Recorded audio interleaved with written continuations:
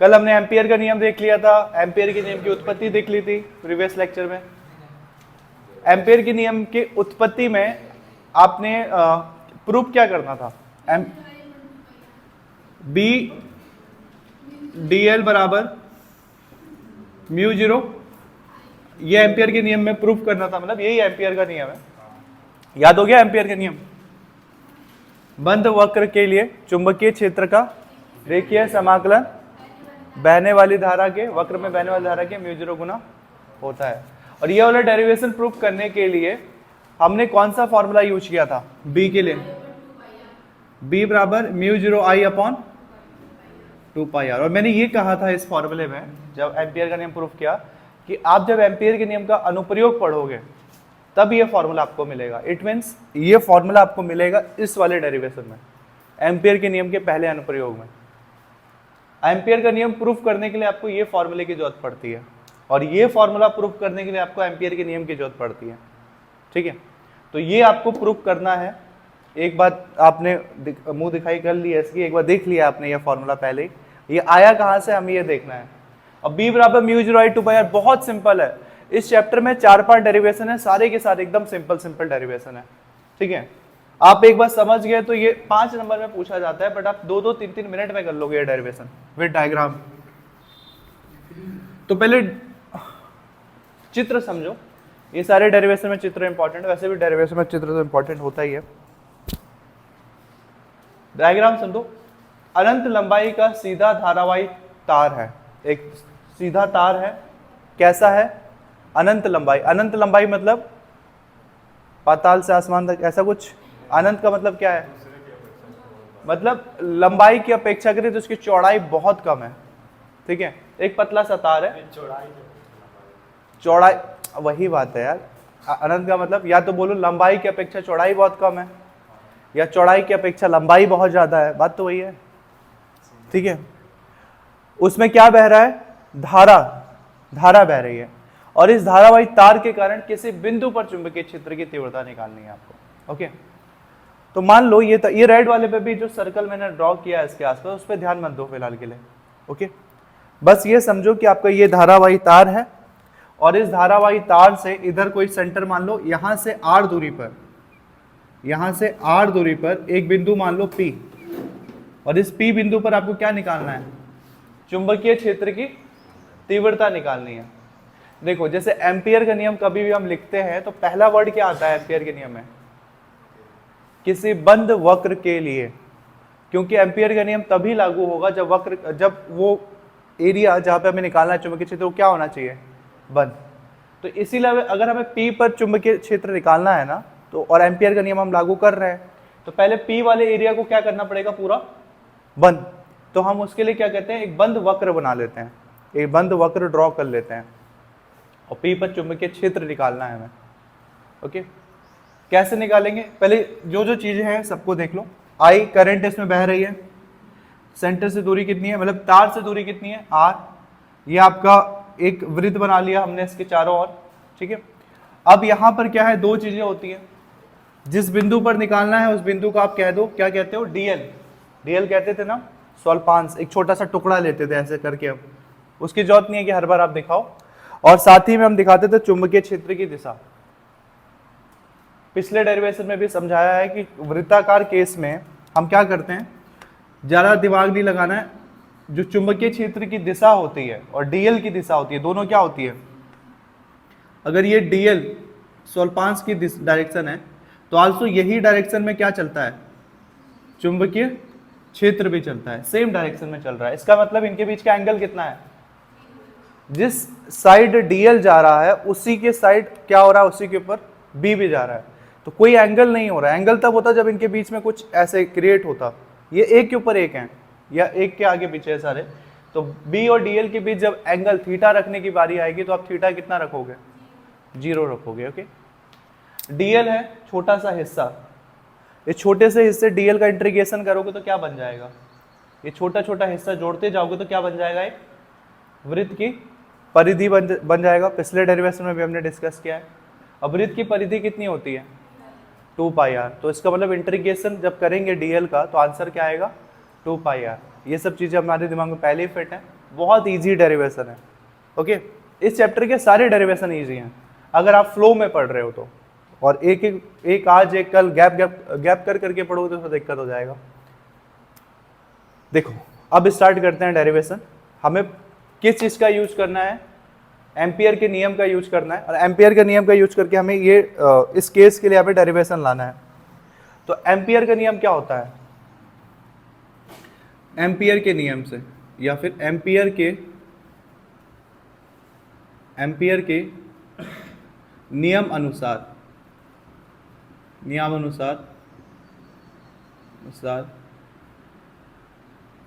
Ampere के नियम अनुसार क्या होता है एम्पियर का नियम, integration, close integration B D L बराबर म्यू जीरो आई, ये होता है। आप एम्पियर के नियम ये होता है, ठीक है। इसको आप इक्वेशन 1 करके छोड़ दो, इसकी जरूरत पड़ेगी एकदम हमें लास्ट में जब हम कंपेयर करने आएंगे। अब इसमें एम्पियर के नियम को जो इंटीग्रेशन बी डी एल है, बस इसको पकड़ो, इसका लेफ्ट हैंड साइड वाले को पकड़ो और इसको सॉल्व करने की कोशिश करो, ठीक है। अगर बी डी एल बराबर इतना है तो आप सिर्फ इसको लो, इंटीग्रेशन बी डी एल। कैसे सॉल्व करेंगे, कैसे करेंगे सॉल्व? पहली बात तो डॉट प्रोडक्ट है वेक्टरों के बीच में, तो कॉस थीटा आता है साइन थीटा, ये 2-3 दिन से मैं लगातार बोल रहा हूँ, 11th क्लास से ही बोलते चला आ रहा हूँ। डॉट प्रोडक्ट होता है तो कौन सा आता है, कॉस थीटा लगता है। जब आप खोलोगे वेक्टर हटेगा, डॉट हटेगा तो कॉस थीटा आएगा। तो बी डी एल का क्या हो जाएगा, B D L cos theta. Is it clear? Integration किसका होता है, इंटीग्रेशन मतलब होता है जोड़ना या जोड़ के बड़ा करना। इंटीग्रेशन उसी का करोगे जो छोटा है। इस पूरे लाइन में छोटा कौन है, डी एल है। छोटा पहचान लेते हैं ना हम डी करके, जहाँ डी वाले फॉर्म में जो हो वो मतलब छोटा है। तो आप इंटीग्रेशन बी डी एल इसको खोल रहे हो आप, तो बी डी एल को तो B D L cos theta पे खोल लिया, वेक्टर का निशान गया, डॉट गया। अब ये इंटीग्रेशन का साइन हमें किसके लिए लगाना है, डी एल के लिए लगाना है। अब खोलो जरा वैल्यू क्या आता है। इसी चीज को मैं आगे चाहूँ तो इसी को लाइन को आगे कर देता हूँ मैं, या फिर इसके आगे भी लिख सकता था। बी इंटीग्रेशन डी एल कितना आएगा, ये छोटे से हिस्से का अगर आप इंटीग्रेशन करोगे तो क्या बनेगा, फाइनली ये जोड़ते जाओगे तो क्या बनेगा, एक वृत्त की परिधि बनेगी। और वृत्त की परिधि का फॉर्मूला क्या होता है, 2 पाई त्रिज्या। त्रिज्या कितनी ली है हमने, r, तो dl इंटीग्रेशन की जगह आ जाएगा 2 पाई r, ठीक है। ऑलरेडी 1-2 बार हम पढ़ चुके हैं तो बार बार हम उसको रिपीट नहीं करेंगे, आपको समझ जाना पड़ेगा कि इंटीग्रेशन dl का मतलब है 2 पाई r। cos थीटा, cos, और मैंने कहा एंगल किसके बीच बन रहा है, b और dl के बीच। और b और dl के बीच का एंगल मैंने पहले ही बताया कितना बन रहा है, 0 बन रहा है। एक के ऊपर एक होते हैं दोनों, एक ही दिशा में होते हैं मतलब दोनों, तो cos 0। तो b 2 पाई r cos 0 हो गया। इट मीन्स cos 0 की वैल्यू कितनी होती है, cos 0 की वैल्यू होती है 1। तो कितना वैल्यू रह गया इसका, इसको आप लिख सकते हो आल्सो, या फिर मैं इसी के आगे लिख देता हूँ ऐसे करके एक ही लाइन में, b बराबर, ये नीचे की साइड लिखूँ, ऐसे लिखो यार कोई दिक्कत नहीं, मुझे बात वही है, ये चीज़ रिपीट कर रहा हूँ। कैसे सॉल्व किया इसको, b की वैल्यू b, इंटीग्रेशन dl की वैल्यू 2 पाई r, cos थीटा की वैल्यू cos 0 डिग्री, और cos 0 का मतलब कितना होता है 1, तो इसका मतलब इसकी वैल्यू कितनी आ गई, b 2 पाई r, मतलब इंटीग्रेशन b dl की वैल्यू आ गई b 2 पाई r। ये आप इक्वेशन नंबर क्या डाल लोगे, 2 डाल लो, एक तो ऊपर डाला हुआ है या फिर इसको नीचे से लिख लो, कोई दिक्कत नहीं है। b dl बराबर कितना आ रहा था हमारा, b 2 पाई r। कौन सा इक्वेशन नंबर ये, second. From equation 1 and 2, equation 1 और 2 की तुलना करो जरा, पता चल जाएगा आंसर आपको, ठीक है। अरे यार मैं तिरछा लाइनें क्यों खींचता हूँ हर बार, इसीलिए ये सही है। ये भी तिरछा है क्या, करो। फ्रॉम इक्वेशन 1 एंड 2, समीकरण 1 और 2 से, फ्रॉम इक्वेशन 1 एंड 2, समीकरण 1 और 2 से क्या है equation 1, integration B D L बराबर म्यू 0 आई। इक्वेशन 2 क्या है? इंटीग्रेशन बी डी एल बराबर 2 पाई आर। देखो दोनों में इंटीग्रेशन बी डी एल है। देखो ऊपर इक्वेशन 1 में भी इंटीग्रेशन बी डी एल की वैल्यू दी गई है, कितना आ रहा है इसकी वैल्यू? म्यू 0 आई। नीचे भी इंटीग्रेशन बी डी एल की वैल्यू दी गई है बी 2 पाई आर। तो इस तरह से इनको आपस में कंपेयर करेंगे तो क्या आ गया? इक्वेशन 1 में क्या है? B integration B D L बराबर म्यू 0 आई, और इक्वेशन 2 क्या है? इंटीग्रेशन बी डी एल बराबर बी 2 पाई आर। देखो ये हो गया। अब देखो इंटीग्रेशन बी डी एल इसके साथ भी आ रहा है और इंटीग्रेशन बी डी एल इसके लिए भी आ रहा है, मतलब इंटीग्रेशन बी डी एल इसके बराबर भी है और इंटीग्रेशन बी डी एल इसके बराबर भी है। इट मीन्स ये दोनों भी आपस में क्या होंगे? ये दोनों भी आपस में बराबर होंगे।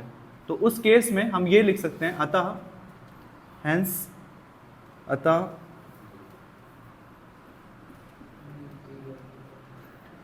बी डी एल हटा दूं। अब म्यू 0 आई और बी 2 पाई आर को कंपेयर कर लेते हैं आपस में, क्योंकि बी डी एल दोनों के साथ आ रहा था, इसका मतलब ये दोनों भी आपस में बराबर होंगे। तो मैं जानबूझकर बी 2 पाई आर आगे लिख रहा हूँ, जानबूझकर। अतः या फिर ऐसे लिख लेते हैं, कोई दिक्कत नहीं, कंफ्यूज हो जाओगे बहुत लोग, या फिर लिख लेते हैं यार। बी 2 पाई आर बराबर क्या हो जाएगा? म्यू 0 आई। ओके, निकालना क्या है हमें? क्या निकालने के लिए पढ़ रहे हैं हम निकाल रहे हैं ये चीज, चुंबकीय क्षेत्र। चुंबकीय क्षेत्र किस चीज से दिखाते हैं? बी से। तो यहाँ पे बी दिख रहा है आपको, बी निकालना है तो बी के बगल में जो भी है, गुणा में होगा तो दूसरी साइड भाग में चला जाएगा, भाग में होगा तो गुणा में चला जाएगा। तो बी के बगल में कौन दिखा आपको? गुणा में है, भाग में है? गुणा में है। सेकेंड साइड जाएगा तो किस में चला जाएगा? भाग में चला जाएगा, नीचे आ जाएगा मतलब। तो ये क्या आ गया? 2 पाई आर, और ऊपर क्या था? म्यू 0 आई। ये आपका डेरिवेशन है, सिंपल सा डेरिवेशन। कॉन्सेप्ट समझते हुए चलोगे तो कुछ भी टफ नहीं लगेगा। अभी मैं इसको और मॉडिफाई करूंगा, थोड़ा सा चेंज करूंगा वैल्यू, वो वैल्यू चेंज करूंगा मैं न्यूमेरिकल सॉल्व करने के लिए। Mu 0 I upon 2 pi R, कल हमने इसी फॉर्मूले का यूज किया था एम्पियर के नियम को सॉल्व करने के लिए। Mu 0 I upon 2 pi R, ये आपका प्रूव हो गया। इसमें बस एक और लाइन ये बढ़ाना है हमें कि अगर आपसे पूछा गया इस पे न्यूमेरिकल, तो आप न्यूमेरिकल पूछा तो म्यू 0 की वैल्यू अलग से लिखोगे। आप क्या लिखोगे? 4 पाई इंटू 10 पावर माइनस 7, और फिर नीचे पाई, वो कैंसिल हो जाएगा वैसे भी। या तो एक काम करो, इसमें 2 से ऊपर भी गुणा करो, 2 से नीचे भी गुणा करो। ऊपर गुणा करोगे तो क्या होगा? म्यू 0 2 आई, नीचे 2 से गुणा करोगे तो कितना हो जाएगा? ये 4 पाई। तो म्यू 0 अपॉन 4 पाई की वैल्यू कितनी होती है? 10 की घात -7 बता रहा हूं। या और ये वाला चीज आ रहा है कैमरे पे, इस साइड का आ जाएगा ना। आप बस 2 का ऊपर भी गुणा कर रहे हो, 2 से नीचे भी गुणा कर रहे हो, तो b बराबर कितना हो जाएगा? Mu 0 2 I upon 2 pi R है, तो 2 से गुणा कर दिया तो कितना हो गया? 4 पाई आर, 4 पाई आर। या फिर मैं इसको ऐसे लिख सकता हूं अलग से, म्यू 0 अपॉन 4 पाई, और ये क्या है? 2 आई अपॉन आर। हो सकता है ये ऊपर 2 से गुणा तो म्यू 0 2 आई, म्यू 0 2 आई, नीचे 2 इंटू 2 4 पाई और आर। म्यू 0 अपॉन 4 पाई की वैल्यू आपको पता है, डायरेक्ट 10 की घात -7 रख दोगे, आंसर आ जाएगा। ठीक है, आप चाहो तो ये डेरिवेशन ऐसे भी एक लाइन बढ़ा के कर सकते हो। ठीक है, और कोई एक फॉर्मूला याद रख लो। अच्छा तो मेरे हिसाब से यही वाला रहेगा, क्योंकि आप वैल्यू रखोगे 4 पाई इंटू 10 पावर -7, तो वैसे भी वो कटना ही आगे जाके। और ये फॉर्मूला याद रखने का डबल फायदा ये है कि एम्पियर के नियम को प्रूव करने में भी हेल्प कर देगा। कुछ दिक्कत है इसमें? एक बार ना इसको स्कैन कर लो अपनी आंखों से।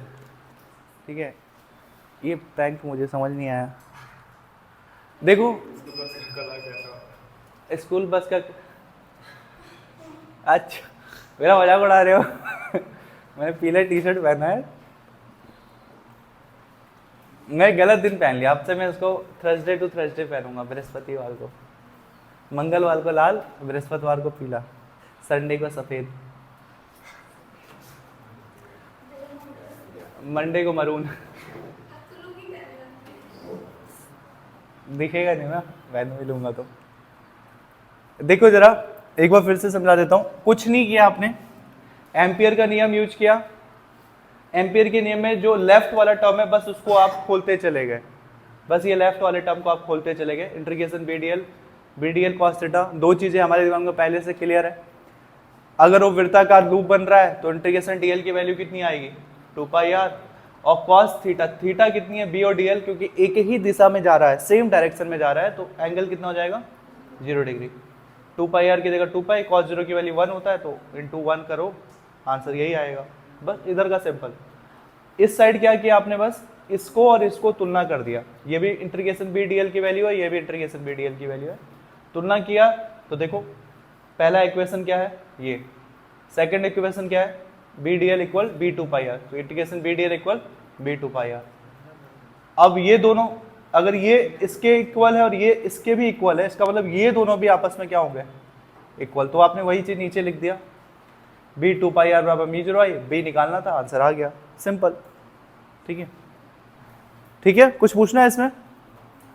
इसमें न्यूमेरिकल्स भी बनते हैं ठीक ठाक, फिर ठीक है। अगर आ गया है समझ में तो आप पहले डायग्राम बनाओ और डायग्राम को फिर समझाना है। कैसे लिखोगे डायग्राम के बारे में, डायग्राम के बारे में क्या लिखोगे,